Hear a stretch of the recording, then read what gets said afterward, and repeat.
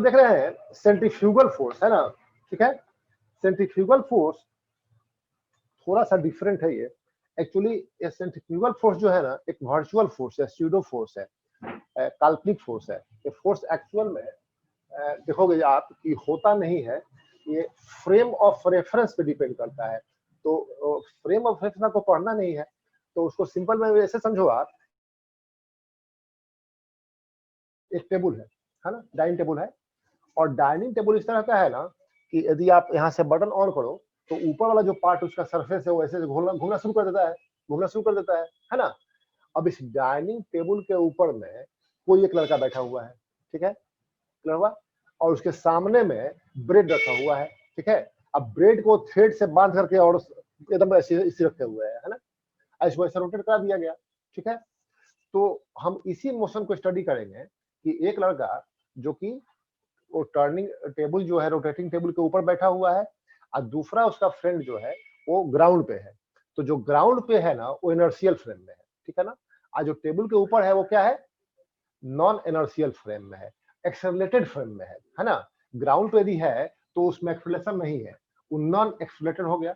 और जो वो टेबल के ऊपर है जो रोटेट कर रहा है वो क्या है, एक्सेलरेटेड फ्रेम में है, वो नॉन इनर्शियल फ्रेम में है, ठीक है ना। तो ये दो तरह के ऑब्जर्वर्स हमारे पास हैं और वो दोनों को हम लेकर के इसको एक्सप्लेन कर रहे हैं। और बेटर रहेगा आपके बुक का ही एग्जांपल दे रहे हैं, ज्यादा अच्छा रहेगा, दूसरा एग्जांपल नहीं दे रहे हैं। के पहले थोड़ा सा देख लिया जाए, हम लोग यूनिफॉर्म लीनियर मोशन के बारे में पढ़े थे पहले ना, और यूनिफॉर्म सर्कुलर मोशन पढ़ रहे थे। ये फिगर आप देख रहे हो, आपके बुक का फिगर है ना। जरा ध्यान से बात सुनो पहले, देखो एक मेरी गो राउंड है, ये मेरी गो राउंड है, जानते हो ये ऐसे मूव कर सकता है, रोटेट कर सकता है ना। इसके ऊपर एक बॉल है, ये बॉल जो है, पूरी बात ध्यान से सुनना एकदम क्लियर हो जाएगा से। ये बॉल पी है, पी पोजीशन है बॉल का। इस बॉल को एक थ्रेड से टाई किया गया है और थ्रेड का एक एंड बॉल से कनेक्टेड है और दूसरा एंड जो है ना कोई ऑब्जर्वर ए है, यहाँ ए पर कोई ऑब्जर्वर है, स्ट्रिंग को ये दूसरा एंड को ये पकड़े हुए है, हो गया, ठीक है। चाहे ए के पास स्ट्रिंग फिक्स कर दिया गया है, चाहे वो स्ट्रिंग को पकड़े हुए है, हो गया। तो आपने देखा कि एक मेरी गो राउंड हुआ, इसके सेंटर के पास एक ऑब्जर्वर ए है, ठीक है।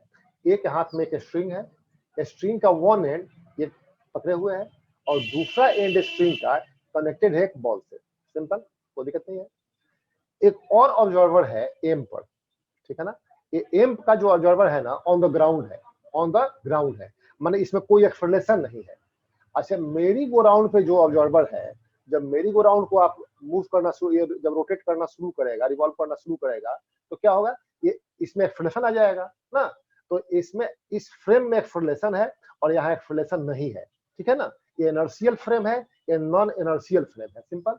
तो ये टेक्निकल टर्म है, आप 11-12 में इसके बारे में पढ़ोगे, ठीक है ना, और बहुत ही आवश्यक है, लेकिन तुम्हारे सिलेबस में इस पर कोई बहुत फोकस नहीं करना है, आप खाली फैक्ट समझ लो जरा। तो आपके लिए क्या है, हाँ बोलो सर, मतलब नॉन इनर्शियल फ्रेम क्या होता है? अब बताया आपको, ये चूंकि अब बहुत लंबा डिस्कशन हो जाएगा, आप शॉर्टकट में समझ लो कि नॉन इनर्शियल फ्रेम जो होगा ना वो एक्सेलरेटेड फ्रेम है, इसे रिवॉल्व कर रहा है, ऐसे रिवॉल्व करेगा ना तो डायरेक्शन चेंज होगा इसका, तो इसमें एक्सेलरेशन आ जाएगा। और जो ग्राउंड पर है उसके पास कोई एक्सेलरेशन नहीं है, हो गया। तो समझ लो कि इनर्शियल फ्रेम में एक्सेलरेशन नहीं होगा, बात खत्म हो गई। और नॉन इनर्शियल फ्रेम में एक्सेलरेशन होगा, अब क्लियर हो गया ना। इसको मूव करा सकते हैं तो एक्सेलरेशन होगा इसमें, अब समझ गए। तो बस अब इससे ज्यादा इस पर नहीं बात करना है, अब क्लियर हो गया आपको। आपके लिए इतना ही है कि ये मेरी गो राउंड जो मूव कर सकता है या रिवॉल्व कर सकता है, इसके ऊपर एक ऑब्जर्वर है और दूसरा ऑब्जर्वर ग्राउंड पे है, अब क्लियर हो गया, कोई दिक्कत नहीं है। जो ग्राउंड पे ऑब्जर्वर है वो स्टेशनरी है और जो मेरी गो राउंड पे है, जब मेरी गो राउंड मूव करेगा, रिवॉल्व करेगा, तो ये भी साथ साथ में मूव करेगा, रिवॉल्व करेगा, अब क्लियर हो गया, ठीक है ना। तो इसमें एक्सेलरेशन होगा और इसमें एक्सेलरेशन नहीं होगा, अब क्लियर हो गया ना। तो जहां एक्सेलरेशन नहीं होगा वो इनर्शियल फ्रेम है और जिसमें एक्सेलरेशन होगा वो नॉन इनर्शियल फ्रेम है। अब समझ में आ गया बात, बोल, कोई डाउट नहीं है, टेल मी। हेलो, हाँ अमित, अमित, हाँ सर। अब क्लियर हुआ? हाँ सर, ठीक है। हाँ, तुमको ये सब डिटेल जाने की जरूरत है, उससे जाओगे पढ़ोगे बाद में, +2 में पढ़ाया जाएगा, है ना। अभी जस्ट हमने थोड़ा सा ज्यादा बता दिया आपको। अब देखो जो फैक्ट है समझिएगा, देखो क्या होता है। तो फिफ्थ देख लो एक बार, ये मेरी गो राउंड हुआ, एक ऑब्जर्वर ए पे है, सेंटर के पास है ना। इस एक्स के हाथ में एक स्ट्रिंग है, इसका स्ट्रिंग का वन एंड एक्स के पास है और दूसरा एंड जो है ना एक बॉल से कनेक्टेड है। हो गया। मेरी गो राउंड जो है ना ये ऐसे रिवॉल्व कर सकता है, ठीक है।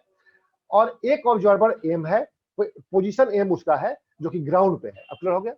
अब देखो क्या होता है, इस मेरी गो राउंड को ऐसे रिवॉल्व करा दिया गया, रिवॉल्व करा दिया गया, ठीक है ना। तो देखो ये बॉल का एक पोजीशन पी है ना। अच्छा दूसरा एक पोजीशन बदलेगा तो इसका पोजीशन मान लो पी डैश हो गया, पी डबल डैश हो गया, पी ट्रिपल डैश हो गया, ऐसे बॉल का पोजीशन बदलता चला जाएगा। तो बॉल के डिफरेंट पोजीशंस को यदि हम कनेक्ट करें, मिला दें, तो एक सर्कल जैसा बन रहा है ना। बॉल जो है ना इस सर्कल के सर्कमफ्रेंस के एलोंग मूव करेगा। यह बात आपने समझ में आ गई, कोई डाउट नहीं इसमें नहीं है आपको, ठीक है। ओके।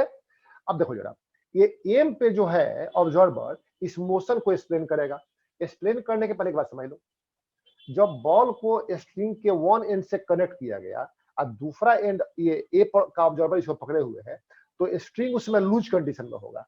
जैसे ही ये ऐसे रिवॉल्व करना शुरू करेगा ना, स्ट्रिंग जो है वो टाइट हो जाएगा, उसमें टेंशन आ जाएगा, टेंशन इन द स्ट्रिंग आ जाएगा, ठीक है ना। क्लियर हुआ।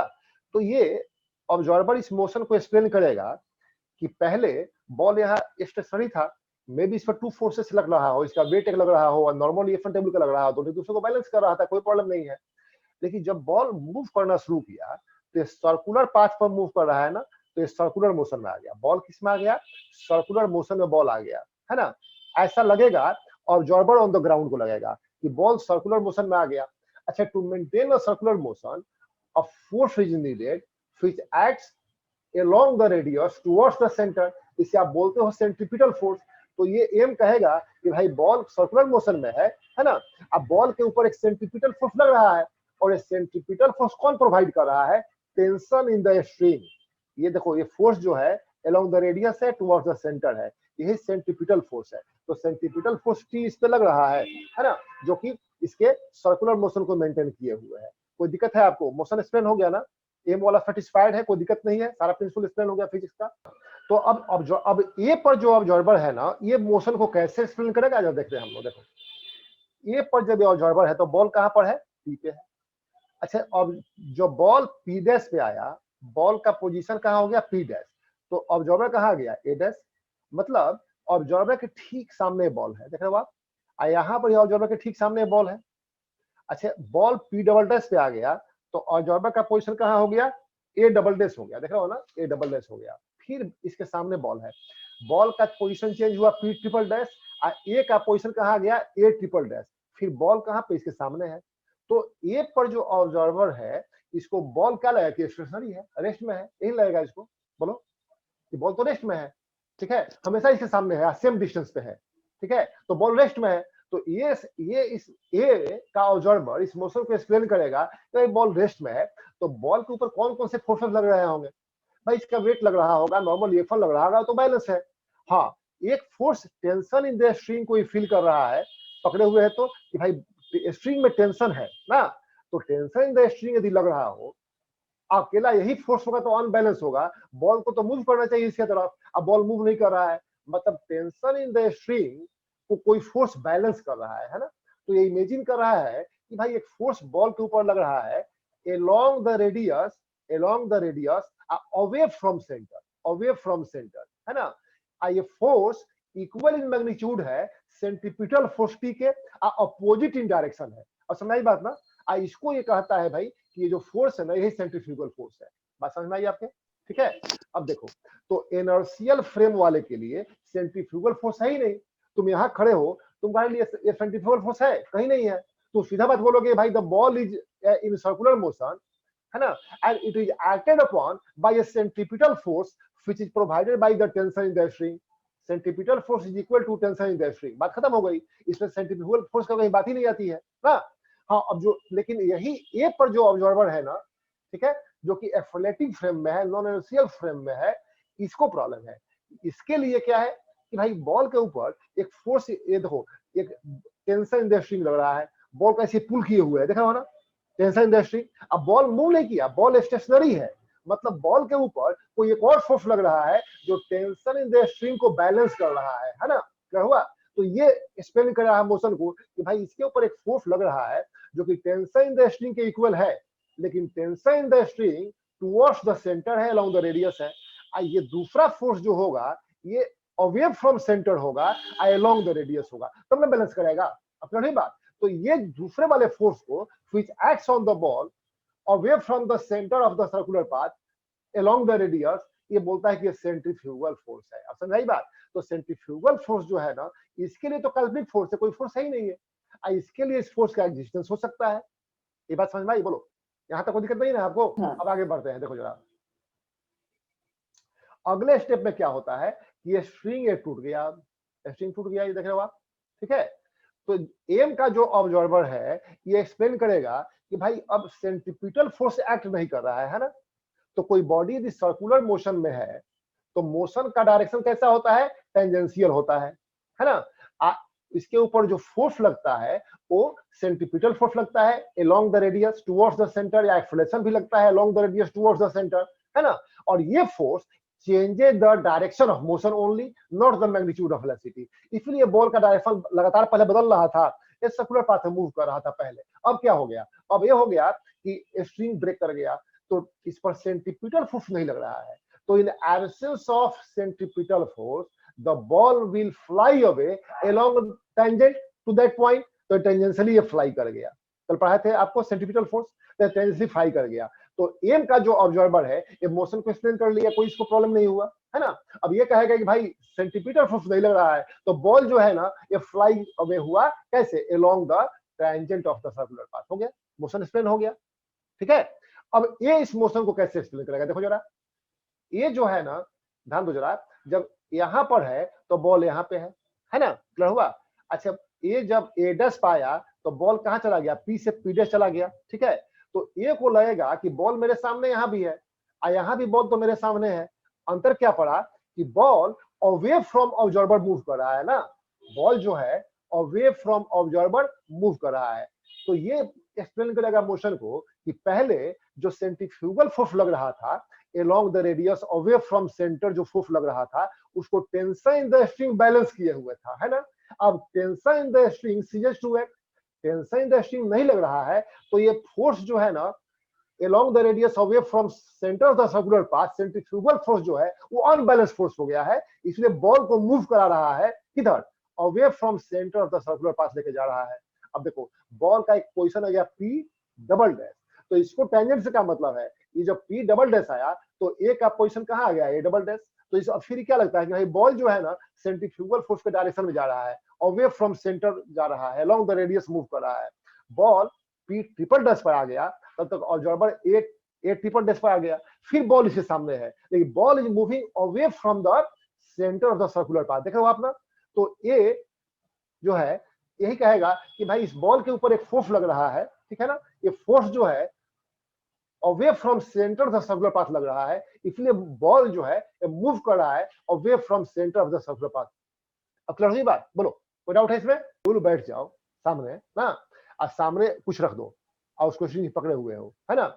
जिस वेलोसिटी से बॉल मूव कर रहा है उसी वेलोसिटी से ये भी तो रोटेट कर रहा है ना, ये भी रोटेट तो इसी कर रहा है, तो सामने आएगा, है ना। हुआ कि अच्छा कोई फोर्स है तो सबके लिए होना चाहिए ना, कोई फोर्स लग रहा है तो सबके लिए होना चाहिए। तो ऑब्जर्वर एट ग्राउंड के लिए सेंट्रीफ्यूगल फोर्स कहीं है ही नहीं ना। ऑब्जर्वर एट मेरी गो राउंड के लिए सेंट्रीफ्यूगल फोर्स है, मतलब ये कैसा फोर्स है, ये फिक्टिटस फोर्स है या वर्चुअल फोर्स है या स्यूडो फोर्स है ना, ठीक है। It only involve the only force involve in this case is tension in the string. ये सब कोई फील करेगा, जो ऑब्जर्वर ग्राउंड पे है उसको भी लग रहा है कि भाई टेंशन इन द स्ट्रिंग यहाँ लग रहा है, तो ये सर्कुलर मोशन में है, ये सेंट्रीपिटल फोर्स प्रोवाइड कर रहा है। और यहाँ पर जो है देखो, यहाँ पर tension in the string centripetal force provide कर रहा है, तो ये सर्कुलर मोशन में है। तो ये tension in the string centripetal force को ऑब्जर्वर ऑन द ग्राउंड भी एक्सप्लेन कर रहा है ना, और फील कर रहा है, और ये ऑब्जर्वर भी फील कर रहा है, ठीक है ना। लेकिन सेंट्रीफ्यूगल फोर्स को सिर्फ ए फील कर रहा है, ऑब्जर्वर एट ए, ऑब्जर्वर एट एम के लिए सेंट्रीफ्यूगल फोर्स नहीं है ना। अच्छा दूसरे फिगर में देखो आप जरा, ये जब टेंशन इंटेंसिटी खत्म हो गया तो ये बताएगा भाई ग्राउंड पे जो ऑब्जर्वर है कि in absence of centrifugal force the ball has taken a tangential path, it flies away along the tangent to the circular path, simple है ना। और लेकिन ये क्या बोलेगा कि इसके टेंजेंट है ही नहीं, ये यहाँ पर है तो बॉल यहाँ पर है, इसके सामने है। जब ये यहाँ पर आया तो बॉल थोड़ा आगे बढ़ा, इधर आ गया। ये यहाँ पर है तो बॉल ठीक इसके सामने में ही है, थोड़ा दूरी पर अवे फ्रॉम सेंटर चला गया। यहाँ पर है फिर बॉल इसके सामने है, अवे फ्रॉम सेंटर चला गया। तो इसको क्या लगेगा कि बॉल हमेशा इसके सामने है, अपोजिट में है। हाँ, the ball is moving away from the centre of the circular path along the radius, है ना। इसका मतलब ये हुआ कि बॉल के ऊपर एक फोर्स लग रहा है away from the centre of the circular path along the radius. इस फोर्स को बोला सेंट्रीफ्यूगल फोर्स। क्लियर हुआ। तो centrifugal force observer on the मेरी गो राउंड के लिए इसका एग्जिस्टेंस है, लेकिन ऑब्जर्वर ऑन द ग्राउंड के लिए इसका एग्जिस्टेंस नहीं है। ये समझना की बात। सर मेरी गो राउंड वाला जब उल्टा साइड टर्न कर जाएगा तब तो उसको दिख जाएगा। उल्टा साइड क्यों घूमेगा भाई? तो बॉल भी उधर चला जाएगा ना। जब ईस्ट के तरफ है तो बॉल ईस्ट के सामने रहेगा, नॉर्थ जाएगा तो बॉल भी नॉर्थ जाएगा। ठीक है, वो फिक्स है और मन से नहीं घूम सकता है। वो जो है ना टेबल पर चिपका दिया, फेविक्विक लगा दिया गया है, बस समझ गया। प्लेस चेंज नहीं कर सकता है ना, बॉल नहीं। अब समझ आया? ठीक है, मेरी गो राउंड जैसे घूमेगा वैसे घूमेगा। ठीक है, अपना हुआ। इस ऑब्जर्वर का एक्सलेशन वही है जो मेरी गो राउंड का है, बॉल का एक्सलेशन वही है जो मेरी गो राउंड का है। अब समझना ये बात।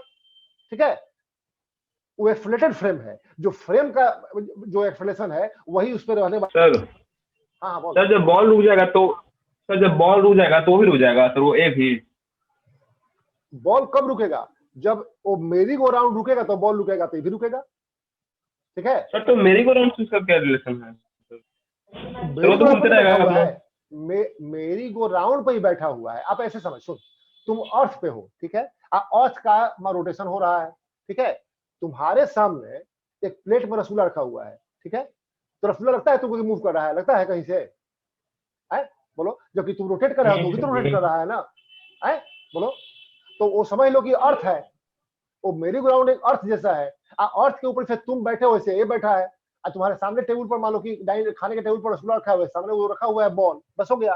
तो मेरी ग्राउंड जैसे जैसे घूमेगा वैसे वैसे बॉल भी मूव करेगा, अब वैसे वैसे ऑब्जर्वर भी मूव करेगा, तो हमेशा के सामने रहेगा वो। अब क्लियर हुआ? सर मैं कहने का मतलब सर जैसे मेरी गो राउंड में घूम रहा है तो घूमते हुए वो भी ऑपोजिट साइड हो जाएगा ना, जैसे वो उसका सीट भी घूम रहा है। कौन सर ऑपोजिट हो जाएगा? जिस सीट पे वो आदमी बैठा है वो भी सीट गोल घूमेगा तो दूसरे साइड तो घूम जाएगा ना फिर। तुम अभी टेबल बैठे हो ना, चेयर पे, तुम्हारे सामने कोई बुक रखा हुआ है। ठीक है, तो अर्थ का तो रोटेशन हो रहा है ना, है? Yes sir. अर्थ रिवॉल्व कर रहा है। तुमको लगता है कि वहां बुक में कहीं मूवमेंट है? लग रहा है कहीं? क्यों नहीं लग रहा है? चूंकि जिस फ्रेम में तुम हो उसी फ्रेम में बुक भी है। अब क्लियर हुआ? तो तुम्हारे लिए वो रेस्ट में रहेगा। अब क्लियर हुआ?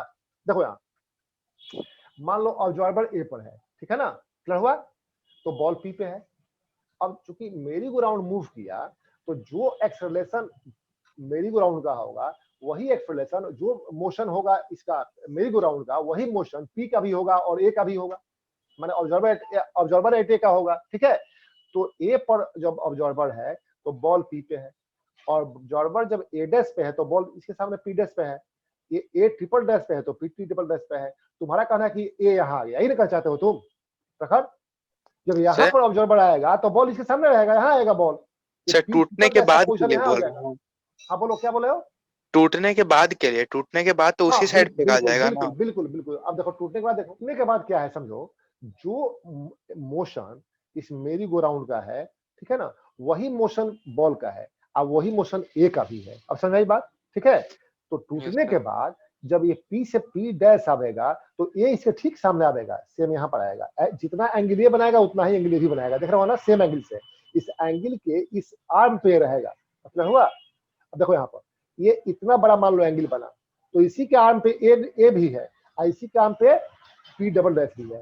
ठीक है, जब ये पी ट्रिपल डैश पे आएगा ना तो ए ट्रिपल डैश पे आ गया, हमेशा सामने रहेगा। अपना हुआ? ठीक है, क्योंकि वेलोसिटी चेंज नहीं हो रहा है। ठीक है, जो वेलोसिटी जो था मेरी गो राउंड का, उसी से ये भी मूव कर रहा है और उसी से ऑब्जर्वर मूव कर रहा है। जब ऑब्जर्वर मान लो कि यहाँ आएगा तो बॉल कहीं इधर आ चुका होगा, इधर आ चुका होगा। समझ में आया? तो ए को लगेगा कि बॉल इसके सामने अवे फ्रॉम ऑब्जर्वर जा रहा है। कहाँ जा रहा है? अवे फ्रॉम ऑब्जर्वर जा रहा है, away from centre of the circular path जा रहा है अलोंग द रेडियस, ठीक है ना। इसीलिए एक्सप्लेन करेगा भाई बॉल के ऊपर एक फोर्स लग रहा है जो इसको मूव करा रहा है किधर, away from centre of the circular path along the radius.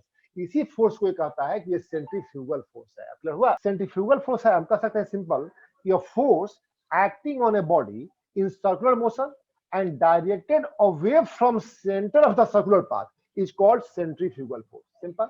तो सेंट्रीपिटल फोर्स जो होता है ये भी सर्कुलर मोशन में रहता है, सेंट्रीफ्यूगल फोर्स सर्कुलर मोशन में यूज होता आता है, लेकिन सेंट्रीपिटल फोर्स किधर होता है, towards the centre along the radius।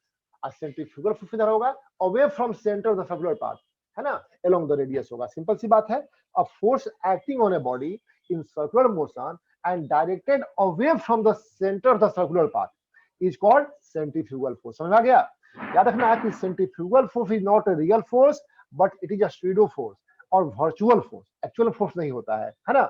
और दूसरी बात याद रखो बात कि एक्शन रिएक्शन पेयर होता है ना, तो each action there is equal opposite reaction, जो कि उसको लगता है इसके ऊपर। तो सेंट्रीपिटल फोर्स का जितना मैग्नीट्यूड है उतना ही मैग्नीट्यूड सेंट्रीफ्यूगल फोर्स का है ना।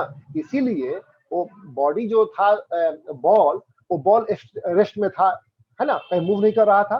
ऐसा ऑब्जर्वर एट ए एक्सप्लेन किया था कि बॉल इज स्टेशनरी, मतलब tension in the string which is equal to centripetal force is being balanced by a centrifugal force, ठीक है ना।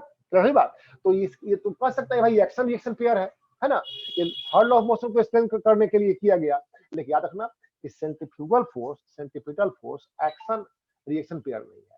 देखो एक्शन रिएक्शन जो है ना, they are two forces which acts on two different body, है ना। यहाँ पर एक एक्सप्लेन कर रहा है कि बॉल ए के ऊपर सेंट्रीपिटल फोर्स भी लग रहा है, अब बॉल ए के ऊपर सेंट्रीफ्यूगल फोर्स भी लग रहा है, तो एक्शन रिएक्शन पेयर फॉर्म नहीं करेगा, ठीक है ना। एक्शन रिएक्शन में क्या होता है, first body applies a force on the second body, a second body also apply a force on the first body, the forces are equal magnitude and opposite direction, ठीक है।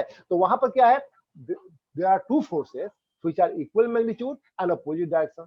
यहाँ पर भी सेंट्रीपिटल सेंट्रीफ्यूगल फोर्स क्या है, there are two forces, they are equal magnitude opposite direction। फर्क क्या है कि एक्शन रिएक्शन पेयर में action reaction forces are two different forces which act on two different body, है ना। इस केस में क्या है, these are two different forces which act on the same body। Ball के ऊपर ही एक्शन भी लग रहा है, रिएक्शन भी लग रहा है, तो ये पॉसिबल नहीं है ना, इसलिए एक्शन रिएक्शन पेयर फॉर्म नहीं करेगा। याद रहेगा आपको। तो centrifugal force is not the force of reaction of centripetal force, ठीक है। Its magnitude is the same as that of the centripetal force, direction भी इसका अपोजिट होता है, लेकिन ये एक्शन रिएक्शन पेयर फॉर्म नहीं करता है। अब क्लियर हो गया? बोलो। फॉर्म लीनियर मोशन और यूनिफॉर्म सर्कुलर मोशन में क्या अंतर है ना। बस सिंपल साथ रखना, यूनिफॉर्म लीनियर मोशन में मोशन जो होगा ना उस पर कोई यदि एक्सेलरेशन है ना, तो एक्सेलरेशन या तो यूनिफॉर्म लीनियर मोशन नहीं, लीनियर मोशन एक्सेलरेशन या तो अलोंग द मोशन होगा या अगेंस्ट द मोशन होगा। जब अलोंग द मोशन होगा 0 डिग्री पर होगा तो मैग्नीट्यूड ऑफ वेलोसिटी को इंक्रीज करेगा, और अगेंस्ट द मोशन होगा तो मैग्नीट्यूड ऑफ वेलोसिटी को डिक्रीज करेगा, डायरेक्शन को चेंज नहीं करेगा। हाँ बॉडी स्टॉप कर जाए तो बात की बात है, उसके बाद का वो डायरेक्शन होगा दूसरी बात है। अच्छा सर्कुलर मोशन में क्या होता है, acceleration always perpendicular to direction of motion, चाहे फोर्स सेंट्रीपिटल फोर्स लगता है इसमें परपेंडिकुलर होता है डायरेक्शन ऑफ मोशन के सर्कुलर यूनिफॉर्म सर्कुलर मोशन में, है ना। तो लीनियर मोशन नहीं, यूनिफॉर्म लीनियर मोशन क्या है, देखो यूनिफॉर्म लीनियर मोशन में मैग्नीट्यूड ऑफ वेलोसिटी ही कांस्टेंट रहता है और डायरेक्शन भी सेम रहता है ना। तो यूनिफॉर्म लीनियर मोशन में the body moves along a straight line, ठीक है, the direction does not change, दोनों बात एक साथ, ठीक है। और हम कह सकते हैं ना कि जब velocity is a vector quantity, velocity can be change by changing its magnitude और बाय चेंजिंग इट्स डायरेक्शन और by changing both magnitude as well as direction. तो यूनिफॉर्म लीनियर मोशन में बॉडी का वेलोसिटी का मैग्नीट्यूड तो change हो नहीं रहा है, ठीक है, और डायरेक्शन भी चेंज नहीं हो रहा है, मतलब ये एक्सेलरेटेड मोशन नहीं है, सिंपल। तो यूनिफॉर्म लीनियर मोशन में क्या रहेगा, the body moves along a straight line path, direction of body does not change and the motion is non accelerated, simple. अब देखो यूनिफॉर्म सर्कुलर मोशन में क्या होगा, यूनिफॉर्म सर्कुलर मोशन में सर्कुलर पाथ पे तुम मान लो साइकिलिंग कर रहे हो, आपका स्पीड हमेशा 6 किलोमीटर पर आवर है, तो वेलोसिटी का मैग्नीट्यूड कांस्टेंट है, वो नहीं बदलेगा, है ना। The body moves along a circular path, the direction changes continuously, भले उसका मैग्नीट्यूड ऑफ वेलोसिटी ना बदले, लेकिन डायरेक्शन ऑफ वेलोसिटी तो बदलता है ना हमेशा, अलोंग द टेंजेंट होता है। तो जब डायरेक्शन ऑफ वेलोसिटी बदलेगा तो क्या होगा, एक्सीलरेटेड मोशन हो जाएगा, ठीक है। तो याद रखो आप कि यूनिफॉर्म लीनियर मोशन में body moves along a straight line path, uniform circular motion में body moves along a circular path. दूसरी बात, डायरेक्शन मोशन में क्या होता है, the motion is not accelerated, uniform circular motion में क्या होता है, द मोशन इज एक्सीलरेटेड। बस, तो एक चैप्टर पर खत्म हुआ। इक्विलिब्रियम का मतलब ये हुआ ना कि बॉडी में उसके में कोई चेंज नहीं आ रहा है, ठीक है ना।